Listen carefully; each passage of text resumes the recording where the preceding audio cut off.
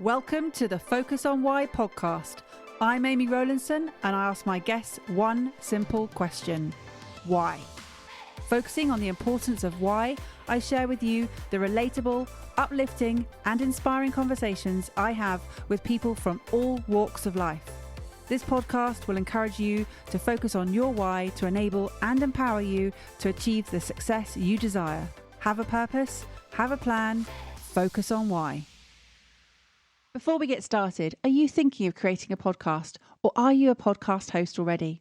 As a podcast strategist, I can help you to launch or relaunch a purposeful and profitable podcast, which will inspire, entertain, and educate a global audience.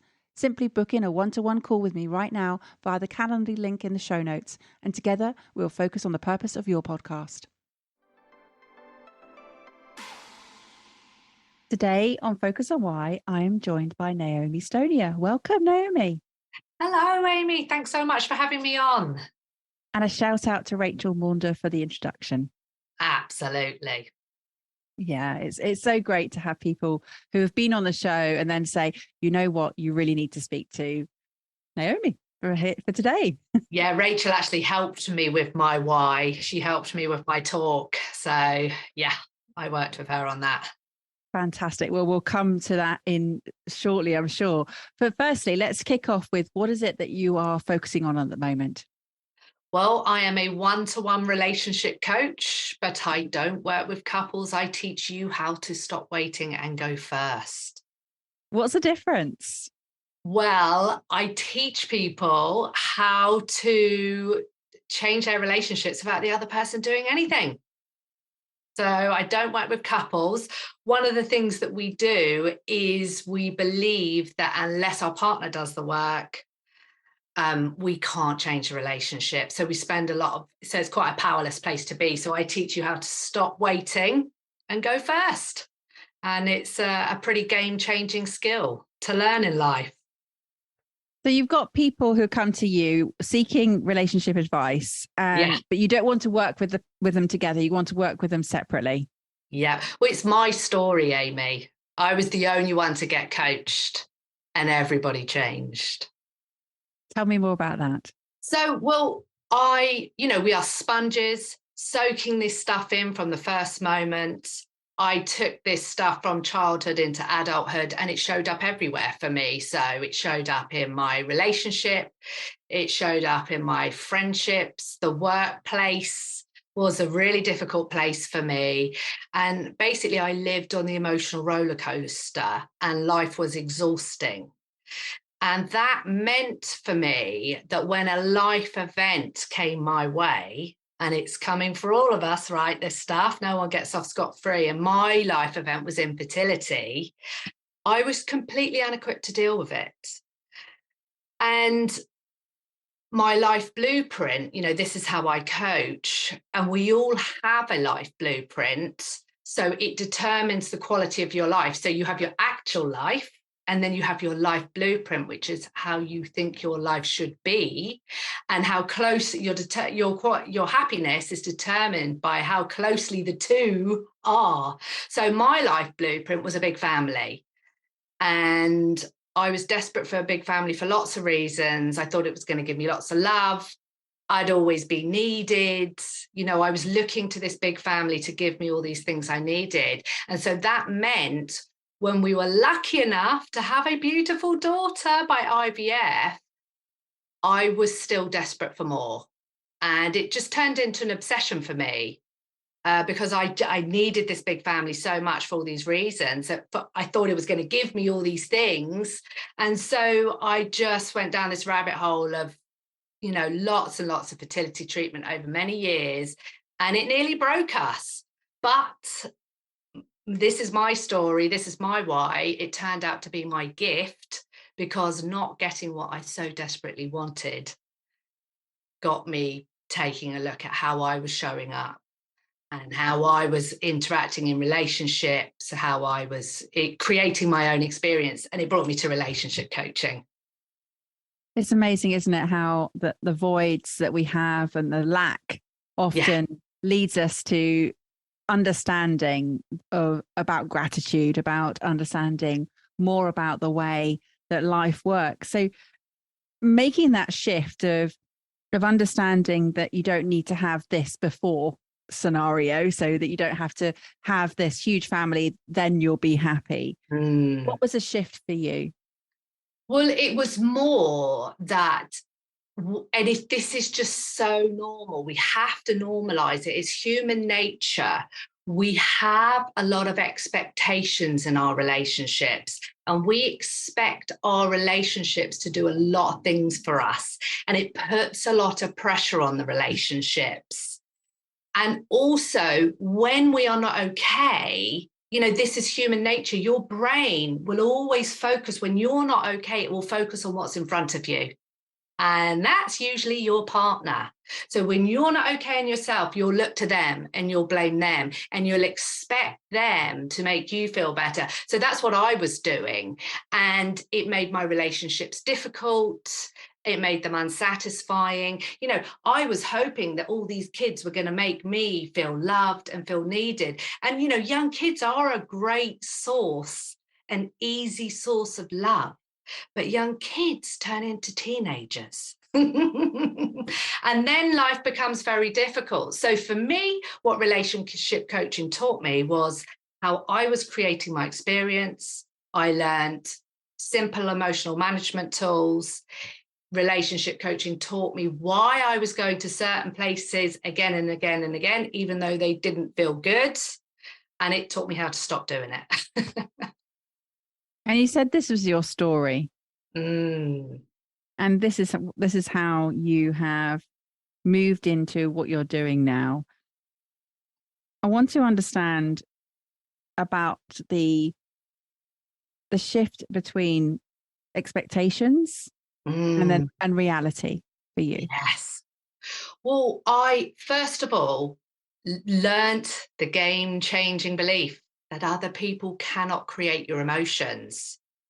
So I believed people in my life were making me feel a certain way, which is not a good place to be. It means you're at the mercy of what other people do.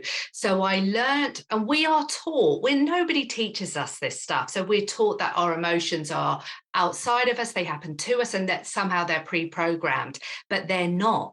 We do emotion, we create emotion. So I went on the journey to learn how I create my emotions.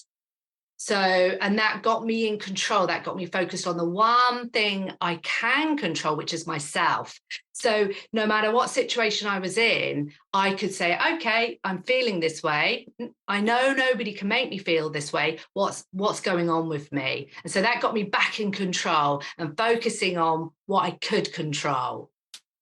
Then I learned to nip, there was, we create patterns and we just run them, and we run them for decades. So you have no idea you're doing this. It's like a reflex. So something gets said, something gets done, and it's like a reflex action. So you can learn in very simple, small ways to start catching the patterns you're running, and then you can start breaking them. And then, the great news is you're creating all the stuff that doesn't feel good. You can start creating the stuff that does feel good. And so, this is where all the gratitude practice, we hear all these words, don't we? The appreciation. I started at the very beginning. I call it an emotional workout. Just like you have to go to the gym and do a physical workout, it's exactly the same with your emotions. These are muscles that you have to practice. So for me, I would do a 5-minute gratitude practice every day. So I would use music to, inspire emotion in me. I would use photos, special memories, sentimental objects, and I would just sit and feel grateful for key moments in my life. And then I would feel grateful for, a moment that had happened that day. And it was a repetition, a muscle that I had to build until it became a reflex, a conditioned ability to just go to appreciation rather than, I lived in expectation, and I felt deep sorrow around all the things that I felt I should have that I didn't have. And what's a time frame on this, Naomi? What sort of realization time frame have you gone through with this? I love that question. It's a lot. I'm a lifer. I'm on the journey for life. So I forget 5 times a day and I remember 5 times a day. So, I mean, what I teach people in their marriage, this is what I love to teach people in their marriage, is give what it is. The way you get what you want is you give it. So give whatever it is you want to receive. This is what I challenge people to do. Whatever it is you feel is lacking in the relationship, I want you to commit to playing full out, giving this without expectation of a response for a minimum of 6 months, at least. Better a year, 2 years. Just commit to just giving. And it's, it's people think, oh my God, what, you crazy, but, you commit to doing this for 6 months, you'll have a true picture of where your relationship really is at, So, yeah, I'll say a minimum of 6 months. We all like to try something for 2 weeks and then give up. But when you are doing it for yourself, so this is what I learned to do. I learned to work on these goals for me. So I let go of needing my relationship to be a certain way. I let go of family members, wishing family members were a different way. And I thought, okay, I need to learn to do this for me. So I just started learning this stuff for myself, and better relationships was sort of a side benefit, a byproduct of me, learning to live an easier life. Life was a really exhausting, difficult place for me. So the benefit for me was just, I was so sold on that. And then the rest of it was like a byproduct, a really great byproduct. And you described it as being this emotional roller coaster. How old were you when you started being conscious that you were on this roller coaster? That's a really good question. I think it probably kicked in. I had always been on it, but I think the consequences of it, so it was like normal life for me, and I had really great reasons for why life is harder than me. I could easily go to places to say, well, I had a tough time here, there, and that's why life is harder for me. But I think the consequences started to kick in when I got into a long-term relationship and I became a mum. And as it started to show up in my intimate relationship, and then I was very clear I didn't want to pass anything on to my daughter. But yeah, I started to see consequences in my marriage, started to struggle. And I was very aware I don't want my daughter to have these experiences that I have had. And I thought I wasn't passing them on, but so much of this is unconscious. And yeah, I was on the road to passing quite a bit on. But the tipping point for me was when, after 9 rounds of IVF and lots, very poor health, lots of money, I hadn't managed to have this other kid. I was like, oh, okay, I have to take a look at this. And it's interesting, isn't it, that you were talking about how to learn to live an easier life, and yeah, no one ever says that that's the way that it should be. It is about struggle. There is so much in our life that is about struggle, and the lessons that are there for us. There's so many different elements I want to sort of pick on here. I'm going to talk about the relationship part, because we are built to have relationships. In fact, it's very hard to survive without relationships in life. We're not built to be alone. We need to connect with others.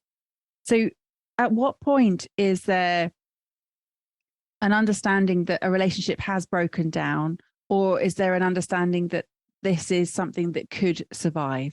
Yes. Well, that is why we must do the work on ourselves first, to understand what you're filtering this all through. We are sponges soaking this stuff in from the first moment, and we create this system of beliefs from all the experiences we have, from all the years on earth. We create this system of beliefs. It's kind of like your operating system on your computer. So everything's running on it, but most of it we're entirely unconscious of. So we make all our choices and decisions from this operating system. Most of it we don't even realize we have. So you say or do something and I filter it through this operating system, and, you know, I create meaning. And my system doesn't match your system. In fact, they clash. And this is where all the miscommunication, the misunderstanding comes from. So how to get a clear picture of what exactly the issues are, you have to do the work on yourself first to understand the meaning you're giving, why you're going to these places. And when you can get really clear on that and have good awareness of yourself, what happens is a lot of the problems in the relationship go. So you have less problems to deal with because you've resolved many of them by coming into awareness of yourself. And then what is left, you deal with in a much more effective and confident manner, because we don't understand emotional management, and our emotions are really dangerous to us. You know, our brains don't know the difference between real or imaginary danger, and your emotions are dangerous. And when you're experiencing a difficult emotion, your brain wants to take that outside of you, blame your partner, and you get into a lot of confusion and miscommunication. It's incredible the amount of miscommunication that can go on between people who have been in each other's lives for a long time. So that's why you've got to start with yourself first. And then what's left, you deal with it in a much more effective manner. There's much less, if you find out, okay, no, maybe this relationship, after you've done all this work, maybe this relationship doesn't have a future, you end it with much less damage, you move on much more quickly, and you don't repeat the mistakes in the next relationship. It really reminds me of Brené Brown and The Call to Courage, where she talks about this. The story I'm telling myself right now is, and you're absolutely right, so often the story you're telling yourself is so not what's happening. And that's where the miscommunication breakdown occurs. Yeah. And it's just a revelation to do this work. There's a lot of relief when you do this work.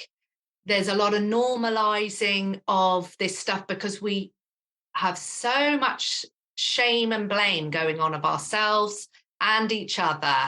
And you can eradicate a lot of that and get to some, you learn to communicate better, you learn to listen better, because when emotion is high, intelligence is low. And when I think you're coming at me, my reasoning goes out the window. So yeah, it's just that joyful experience of being able to be okay and handle what is coming at you. When you both learn to do that, when one person has the courage to go first and start modeling this work, most times the other person comes too, in my experience. And I want to pick on that about the emotions being high and intelligence being low, because a lot of people will trust their rationality over their feelings, but actually feelings are as equally important and give us as much information as our rationalization. Yeah. Well, we fear our emotions. There's a lot of resisting emotions. And when you allow yourself to feel something, it will process through much more quickly, and then you can make a decision. So we make a lot of choices and decisions based on avoiding or changing our emotions. And so when you allow yourself to experience your emotions, because your brain thinks that that guilt or that anger or that fear, it's real danger to your brain. And so your brain will do all sorts of crazy stuff to avoid doing it, to avoid experiencing it. Even the potential of feeling an emotion will get you finding reasons not to have that difficult conversation with your partner. So when you allow yourself to feel your emotions and process them and then take action, my God, half your problems will disappear overnight. You will have a lot more time and energy, and you'll feel a lot more confident. Yeah. And does it come down to that? Is it confidence? Well, for me, I was so terrified of my emotions that it showed up in my work. I couldn't talk up at work. I couldn't go for a promotion. I couldn't handle that tricky colleague or that boss. So I had to stay safe and avoid challenge in the workplace. So you can imagine what the consequences were for my career. I would not be able to have difficult conversations with my loved ones because I couldn't handle the emotions around that. So that had a consequence for my relationships. So yeah, I mean, what for me a big turning point was a very disempowering relationship I had in my family of origin, my family that I grew up with, because I believe this person created my emotions. I couldn't be around them, and I had to. I didn't have any contact with them. And once I realised this person couldn't make me feel like this, I started being able to have contact with them, and I was actually able to develop a relationship with them where they carried on being their same old self. They didn't change, but I became okay with that. And I wasn't affected by that anymore. And that gave me huge confidence. But also, what happened is it really dropped the intensity, the pressure in the relationship. And we were able to become friends. Because I stopped, there was so much pressure on the relationship because everything was so loaded. Everything they did or said, I'd be like, oh no, they're going to start. They're going to, they do this, that. Oh, it's so unfair. And I was very powerless. And when I stopped feeling powerless and started feeling in control of my own experience, the confidence it gave me that, if I can handle this difficult person, I can handle other difficult people and I can be okay. If people don't behave the way I like them to behave, I can be okay. And so it gave me a lot of confidence. I started taking on a lot more challenge. I mean, I would, 5 years ago, never have imagined I'd be sat talking to you, Amy. I feel, tense and anxious now, being interviewed, but it doesn't stop me taking action because I'm just able to hold that in my body and still talk and be absolutely fine because I understand my emotions and I no longer fear them. Yeah, well, that is just, a huge celebration, isn't it? It really is. And what I want to sort of also just pull on another thread is the blueprint. This blueprint that you said determines the quality of our life that we hold. Have you let go of that blueprint, or has it changed in what it looks like? Yeah, that's such a great question because that was actually a key moment in my life when I got told you've got two. So my blueprint had been this big family. Now I got told you have two options. You can either change your life so it more closely resembles your blueprint. And so I had tried that. I had really thrown the kitchen sink at that one. I had moved heaven and earth to move my actual life closer to that blueprint. Or you can just change your blueprint. And it was at that moment I was like, oh, I can just be a happy mum of one. I could just have a one child family and that can be my blueprint. And it was an amazing moment. But I don't think I could have got there if I hadn't learned why I was so desperate for that blueprint. And it was about meeting needs. And so I tell people, what is it you are craving in your relationship? What do you feel is lacking? I want more attention. I want more affection. I want a bit more excitement or adventure, or maybe I want a bit more security and stability. We're always after a feeling. Why do you want those things? It's a feeling you want. So why did I want that big family? Because I wanted a feeling. I wanted lots of love. And it was actually questioning what's the feeling you want to get and how can you give that to yourself. It's always available to give it to yourself first. And then, once I knew how to love myself and feel secure in myself, I could let go of having a big family. I didn't need it. I don't need a big family. It's a terrible reason to have children. Those poor kids, Can you imagine? I mean, I always have to say, thank God, I'm now a great mum of one instead of a terrible mum of five. So yeah, the blueprint, but blueprints can be great, because you can lots of times change your life to get to that blueprint. Or if you can't do that, let's change the blueprint. Yeah, it's in your control. The control, confidence, challenge. I want to ask about purpose. Yes. And how that's really featured in this journey for you.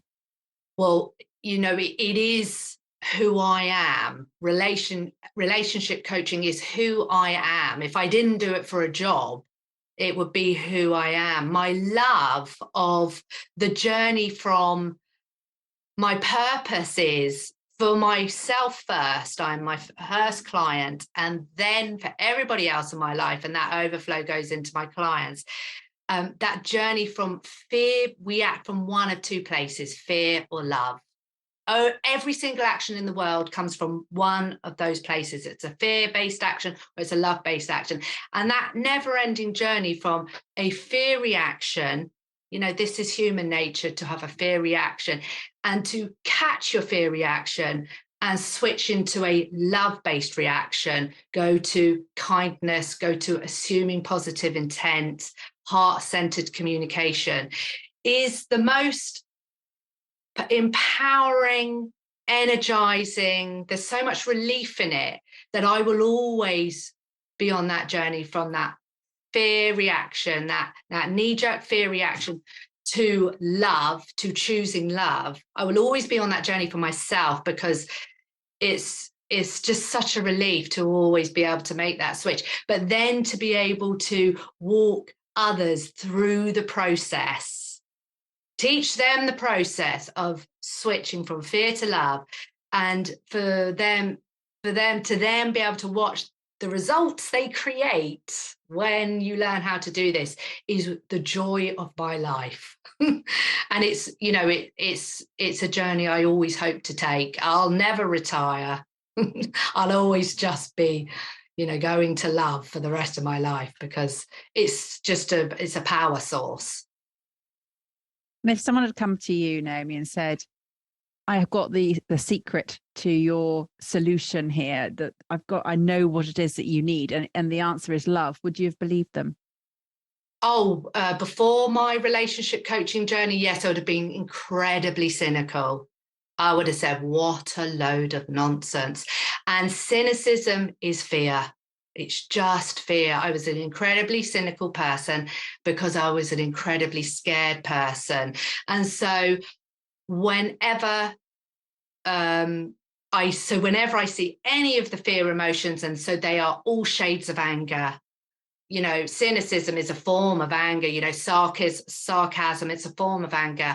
I just see fear. So most, it's really interesting the reaction you get when you say you're a relationship coach. Some are skeptical, some are skeptical, some love it. But whatever the reaction, just always that love for, it's underneath it all, we're all just terrified. It's so normal for me to say the answer is love, and this person to say, shut up and go away. I just see the fear in that, and I get it. I've been there. And it is it does sound simple when we sort of lay it out like this and say that everything comes from either love or fear, and that's the sort of operation system that we're using as the filter, as you said earlier. But choices and decisions, they come from, as you said, the feelings, which come from what we've interpreted, come from the moments, and it's just a constant cycle. It really is. And everything that is at the forefront right now is filtered through your purpose, even if you're aware of it or not, of what your purpose is. It's there.